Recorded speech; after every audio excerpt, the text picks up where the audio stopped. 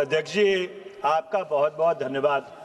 अध्यक्ष जी, आपके माध्यम से मैं मंत्री जी का ध्यान जो खंड 3 है उनके उत्तर का, उसके ऊपर आकर्षित करना चाहता हूं।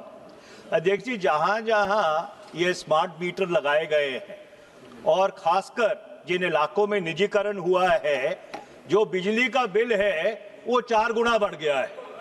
और मेरे को तो ये समझ नहीं आता कि वो स्मार्ट मीटर में ऐसा कौन सा आपका का डबरा का कोई यंत्र लगा हुआ है कि 4 गुना बिजली का बिल बढ़ जाता है। और ये तजर्बा एक जगह नहीं, जहां जहां निजीकरण हुआ है, जहां जहां स्मार्ट मीटर लगे हैं, हर जगह की फीडबैक यही है। मैं मंत्री जी से पूछना चाहता हूं, क्या आपके मंत्रालय ने कोई ऐसी स्टडी की है कि स्मार्ट मीटर लगाने से पहले लोगों को, उपभोक्ताओं का कितना बिल आ रहा था और स्मार्ट मीटर लगाने के बाद वो बिल कितना बढ़ गया है? ऐसा कोई आपने स्टडी किया है?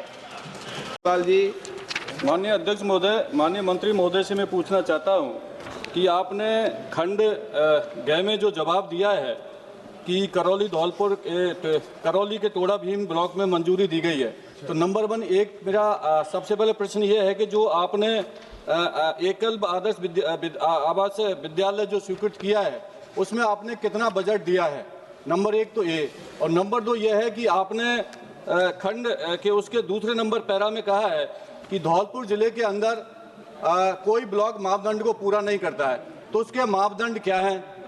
जो आप एकल आवासीय विद्यालय खोलते हैं उसके मापदंड क्या है? ये पहला क्वेश्चन। दूसरा सर बाद में पूछूंगा। अपने जिले का पूछा है ना, जो आपने टोड़ा भीम में स्वीकृत किया है, जो स्वचालित है, उसमें कितना बजट आपने मंजूर किया है, उसके बारे में पूछा है। और आपने कहा कि एक ब्लॉक के अंदर 20,000 की आबादी होनी चाहिए। बाड़ी और धौलपुर के अंदर सरमथरा और बाड़ी 2 ब्लॉक हैं, उसमें कम से कम 20,000 नहीं, कम से कम नहीं 1 लाख की आबादी है। तो मैं आपसे मांग करता हूं, क्या धौलपुर जिले के अंदर सरमथरा ब्लॉक या बाड़ी के सरमथरा के अंदर आप लोग एकल आवासीय विद्यालय स्वीकृत करने का कोई प्रस्ताव रखते हैं क्या?